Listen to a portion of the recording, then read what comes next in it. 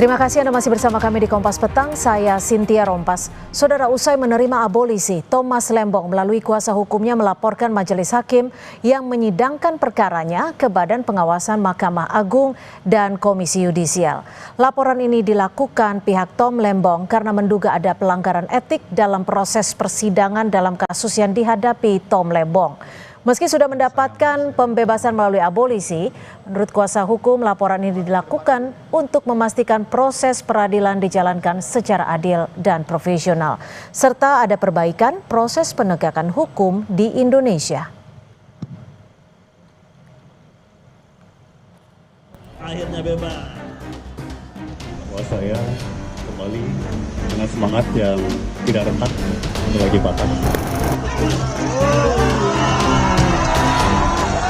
1 Agustus lalu, mantan Menteri Perdagangan Thomas Trikasih Lembong resmi mendapat abolisi dari Presiden Prabowo Subianto. Tom Lembong bebas dari rumah tahanan Cipinang, Jakarta Timur pada Jumat malam sekitar pukul 22.06 WIB. Selain mengucapkan terima kasih kepada Presiden Prabowo Subianto dan DPR RI, Tom menyatakan pemberian abolisi dari Presiden Prabowo tak hanya membebaskan dirinya secara fisik, tetapi juga memulihkan nama baik dan kehormatannya. Saya juga ingin mengucapkan terima kasih yang sebesar-besarnya kepada Presiden Republik Indonesia, Bapak Prabowo Subianto, bersama atas pemberian abolisi, serta kepada pimpinan serta anggota Dewan Perwakilan Rakyat atas pertimbangan dan persetujuannya. Keputusan ini bukan hanya membebaskan saya secara fisik, tetapi juga memulihkan nama baik saya dan kehormatan saya sebagai seorang warga negara. Saya tahu keputusan ini tidak mudah dan saya menghormatinya sebagai sebuah keputusan konstitusional yang lahir dari pertimbangan yang mendalam. Sebelumnya, Kejagung secara resmi menetapkan Menteri Perdagangan periode 2015-2016 Thomas Lembong sebagai tersangka dan langsung ditahan pada 29 Oktober 2024 lalu. Tom diduga menyalahgunakan wewenang saat menjabat sebagai Menteri Perdagangan dengan memberikan persetujuan impor gula kristal mentah kepada pihak swasta untuk diolah menjadi gula kristal putih. Tom divonis penjara 4 tahun 6 bulan penjara pada 18 Juli lalu. Menanggapi pemberian abolisi oleh Presiden Prabowo Subianto kepada Thomas Lembong, Joko Widodo menyatakan hal tersebut merupakan hak prerogatif Presiden yang diberikan undang-undang dengan mempertimbangkan sejumlah aspek. Hak prerogatif, hak istimewa yang diberikan oleh Undang-Undang Dasar kita kepada Presiden.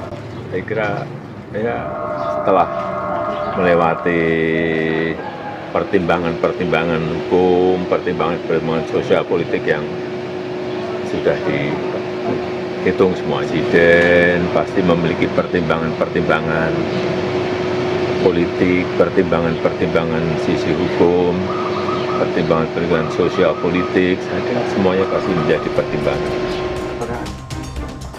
Sebelumnya dalam sidang Tom Lembong dengan duplik pada 14 Juli lalu, pengacara Tom Lembong mempertanyakan ketidakmampuan jaksa menghadirkan saksi penting ex-Menteri BUMN Rini Sumarno dan Presiden Jokowi yang seharusnya bisa memperkuat konstruksi peristiwa pidana. Tim Liputan, Kompas TV. Saudara, meski telah bebas dari tahanan usai menerima abolisi dari Presiden Prabowo Subianto, mantan Menteri Perdagangan Tom Lembong tidak menghentikan upaya hukumnya. Hari ini melalui kuasa hukumnya, Tom Lembong melaporkan hakim yang mengadili perkara ke Badan Pengawasan Mahkamah Agung dan Komisi Yudisial. Untuk membahasnya sudah bergabung di Kompas Petang Ari Yusuf Amir, kuasa hukum dari Tom Lembong, dan Zainur Rohman, peneliti dari Pukat UGM. Selamat petang Pak Ari, Mas Zainur, terima kasih sudah bergabung kami di Kompas Petang. Baik, saya langsung ke Pak Ari. Pak Ari, dari tujuan laporan ini apa? Dan laporan ini sudah masuk kemana saja? Ya, terima kasih. Jadi kami melaporkan hakim-hakim yang memeriksa perkara kasus Tom Lembong ini sebetulnya sudah beberapa kali. Jadi setiap ada keganjilan dalam proses persidangan itu kami buat laporan, baik itu ke Komisi Yudisial maupun ke Mahkamah Agung. Tapi hari ini kami melengkapi semua laporan tersebut karena sudah ada putusannya. Sekalian kami laporkan juga yang tentang putusannya tersebut. Nah, laporan itu hari ini ke Komisi Yudisial dan ke Mahkamah Agung selaku hakim pengawasnya, kepala badan pengawasnya. Selain itu juga kami juga membuat laporan ke Ombudsman. Kami melaporkan BPKP karena kami melihat bahwa tim audit BPKP yang ditugaskan untuk mengaudit kasus ini tidak profesional. Itu yang kita laporkan.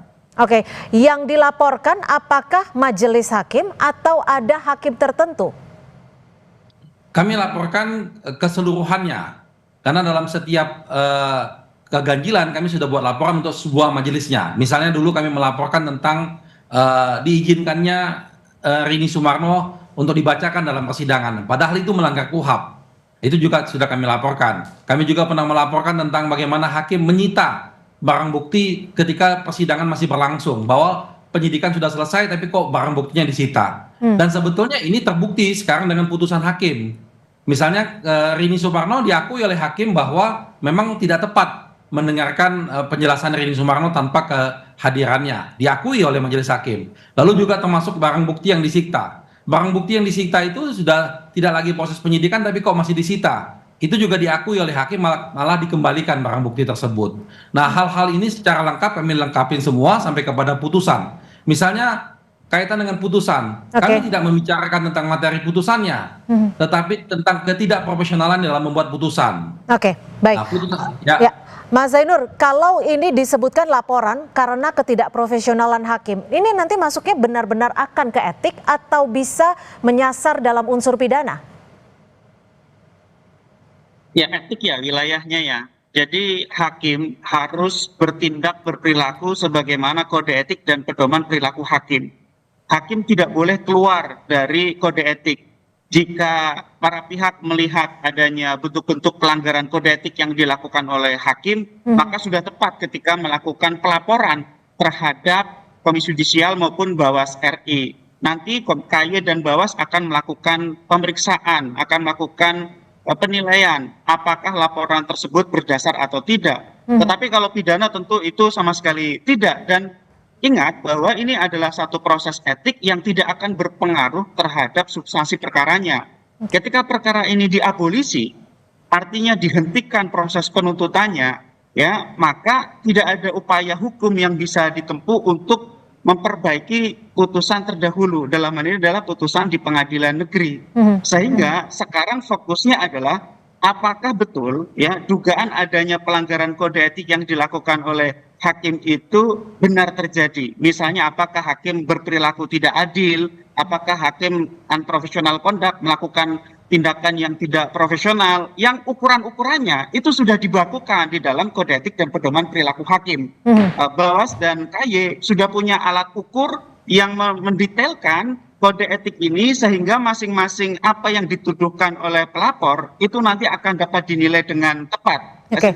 Ya, Pak Ari, kalau ini kita bahas soal bahasa awamnya ya, bahasa sederhananya. Pak Tom Lembong sudah menerima pembebasan abolisi dari Presiden Prabowo Subianto. Ini artinya kan tujuan utamanya sudah bisa dikatakan selesai. Lalu mengapa laporan ini tetap dilakukan? Motivasi atau dasar apa yang menjadi alasan utama? Ya, terima kasih Cynthia. Jadi memang Pak Tom itu kan ditahan selama 9 bulan lamanya. Ya. Nah, bagi beliau tidak ada dendam sama sekali. Beliau ikhlas terhadap proses tersebut. Namun persoalannya, para penegak hukum kita yang tidak profesional, penegak hukum kita yang menegakkan hukum secara serampangan, melakukan kriminalisasi dan lain-lain itu harus diperbaikin. Karena kalau kita biarkan, kasihan nanti akan terkena ke orang yang lain. Nah, dalam hal ini kami fokus dulu kepada majelis hakimnya. Tadi yang seperti dikatakan oleh Pak Zainal sudah tepat sekali, kami hanya fokus kepada tentang keprofesionalannya. Jadi hakim itu diatur oleh KUHAP dalam melaksanakan persidangan. Dan tentunya ini ada kaidah-kaidahnya. kaidahnya dia misalnya berlaku netral, Oke, imparsial. ditahan sampai di situ. Kalau Anda tadi menyebut ada sikap yang serampangan dan ingin dalam bahasa sederhananya ingin memperbaiki mekanisme dan juga keprofesionalan hakim. Anda punya buktinya bahwa ada hakim dalam kasus ini yang dinilai tidak adil terhadap Tom Lembong? Iya. Oleh karena itulah kami buat laporan karena kita punya bukti-bukti dan fakta-faktanya. Apa saja bukti-buktinya, Pak Ari? Oke, saya jelaskan. Dalam persidangan tersebut, hakim dari awal menunjukkan sikapnya tidak netral, ya. Misalnya satu, pertama kali kita meminta agar audit BPKP itu diserahkan kepada kita secepat mungkin. Tapi hakim mengizinkan untuk diserahkan karena itu memang diatur oleh KUHAP, tapi tidak ditegaskan kapan harus diserahkan. Karena audit BPKP-nya sampai kita sidang mau selesai baru diserahkan kepada kita. Satu itu. Lalu kedua, ketika Rini Sumarno tadi tidak hadir dalam persidangan itu kan tidak boleh dibacakan, kan harus diperiksa karena keterangan yang berlaku itu adalah keterangan di persidangan bukan yang dalam BAP, kecuali kalau ada dasar-dasar yang jelas yang kuat bahwa dia tidak bisa hadir. Ini kan tidak ada sama sekali, tapi diizinkan oleh hakim. Lalu ada salah satu hakim anggota setiap pemeriksaan menunjukkan sikapnya, namanya kalau nggak salah namanya Pak Alpis itu, menunjukkan sikapnya bahwa dia ingin menghukum si terdakwa. Itu kan tidak boleh. Sikap seperti apa yang membuat Anda menyimpulkan kalau hakim tersebut ingin menghukum terdakwa dalam hal ini Tom Lembong? Ya, dia menunjukkan misalnya ketika hakim saksi-saksi yang memberatkan dia cecer sampai mencari kesalahannya terdakwa, lalu menyimpulkan kesimpulan yang salah. Berapa kali itu dia melakukan itu? Sedangkan ya satu hal lagi yang penting, ketika kita menghadirkan saksi yang meringankan, ahli-ahli dari kita satu kata pun nggak ditanyakan. Itu kan tidak menunjukkan netralitas. Sedangkan saksi yang memberatkan ditanya digali dalam sekali, tapi saksi yang meringankan didiamkan begitu saja tidak ditanyakan. Ini kan menunjukkan artinya bukti-bukti yang Anda bawa adalah bukti-bukti rekaman dalam persidangan ya. Mas Zainur, kalau melihat bukti-bukti dan fakta-fakta di persidangan ini, apakah laporan ini kuat dasarnya dan bisa masuk ataupun bisa diterima baik itu oleh Ombudsman, KY dan juga Bawas MA? Ya, tentu saya tidak mau mendahului ya kerja yang dilakukan oleh KY maupun Bawas, itu tugas mereka.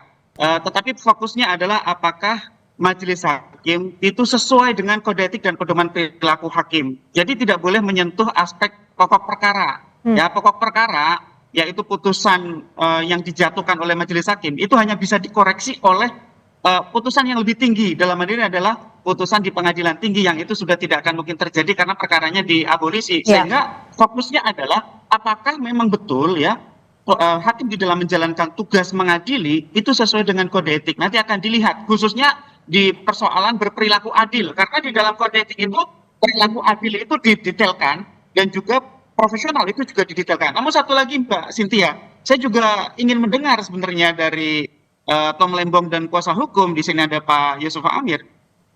Yang paling penting menurut saya adalah jaksa gitu ya, karena ini kan perkara bermula dari kejaksaan gitu ya. Hakim itu kan hanya menerima perkara dan kemudian mengadilinya gitu ya. Yang harus paling dipersoalkan dari ini adalah Kejaksaan Agung Republik Indonesia gitu ya.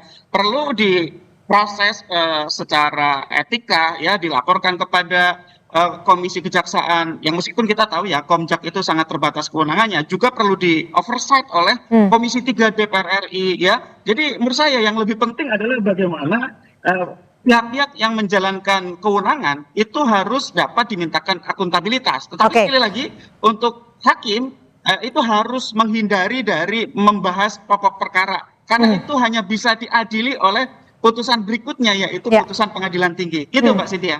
Tapi implikasinya jika tidak, ini kan kita sudah paham betul bahwa implikasinya tidak akan ke pokok perkara karena sudah diabolisi. Implikasinya akan kemana ini, Mas Zainur? Ya, implikasinya menurut saya adalah agar yang pertama memberi pelajaran bagi publik bahwa semua penggunaan kewenangan itu harus akuntabel sesuai dengan kode etik masing-masing ya. Kejaksaan punya kode etik. Mahkamah Agung dan Badan Peradilan di bawahnya punya kode etik, lembaga-lembaga lain yang terkait juga punya kode etik.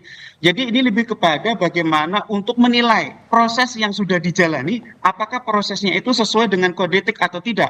Sekali lagi tidak menyentuh pokok perkaranya, karena kalau mengadili putusan hakim ya sama saja mengadili putusan kebijakan pemerintah yang dilakukan oleh Tom Lembong itu sama-sama tidak bisa diadili oleh siapapun kecuali kalau hakim diadili oleh peradilan yang lebih tinggi, dalam tanda kutip dikoreksi gitu ya. Jadi yang diteliti adalah apakah semua penggunaan kewenangan itu sesuai dengan kode etik sehingga akuntabel atau tidak. Itu Mbak Cynthia. Oke, Pak Ari, berdasarkan saran dari Mas Zainur sendiri, apakah Anda juga akan melaporkan kejaksaan dalam hal ini? Betul, kami sedang menyusun untuk laporan kejaksaan, sedang kami susun. Cuman kan sama-sama kita ketahui bahwa sekarang ini komisi kejaksaan kan tampil di publik bukan sebagai komisi kejaksaan, malah sebagai lawyernya kejaksaan. Jadi kami juga lagi bingung nih mau melaporan kemana. Tapi tadi tepat sekali Mas Zainur, kita juga akan membuat laporan ke Komisi 3, ke DPR, dan itu sedang kami susun kaitan kejaksaannya. Karena tujuannya adalah bukan untuk balas dendam, tujuannya adalah untuk evaluasi, untuk pembenahan, untuk perbaikan, agar supaya ini jangan terulang lagi. Sikap-sikap yang tidak profesional, yang seakan-akan menjalankan pesanan, itu jangan sampai terjadi lagi. Karena ini bahaya sekali buat bangsa dan negara ini. Nah, oleh karena itu, munculnya kegaduhan-kegaduhan yang ada di masyarakat karena sikap-sikap tidak profesional tadi. Misalnya contoh ya, kita tidak masuk kepada materinya. Contoh yang sangat mudah dilihat, putusan hakim menyebutkan tentang adanya ekonomi kapitalis. Padahal selama pada persidangan tidak pernah dibahas itu ekonomi kapitalis. Tiba-tiba muncul kalimat itu. Nah ini kan harusnya KY atau Bawas bisa menanyakan, kenapa kamu bisa masukkan kalimat ini? Dari mana dasarnya? Nah, sehingga ke depan hakim-hakim menangani perkara, apalagi perkara yang menarik perhatian seperti ini, dipilih hakim-hakim yang mempunyai kemampuan dan punya integritas. Karena kalau hakim-hakim sembarangan, konon kabarnya kami mendapat informasi nih, ini juga kami lagi cek kebenarannya, beberapa hakim itu tidak memiliki SK sebagai hakim tipikor. Dia baru memiliki SK sebagai hakim tipikor menjelang putusan. Hakim yang mana nih? Kalau benar itu seperti itu, hakim yang mana tidak memiliki SK? Bagaimana? Hakim yang mana yang tidak memiliki SK?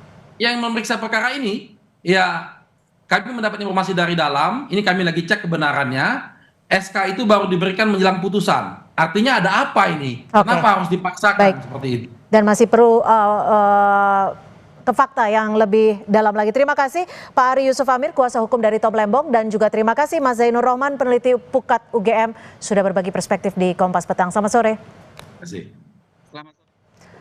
Saudara, jenazah almarhum Marsma Fajar Adrianto, korban meninggal kecelakaan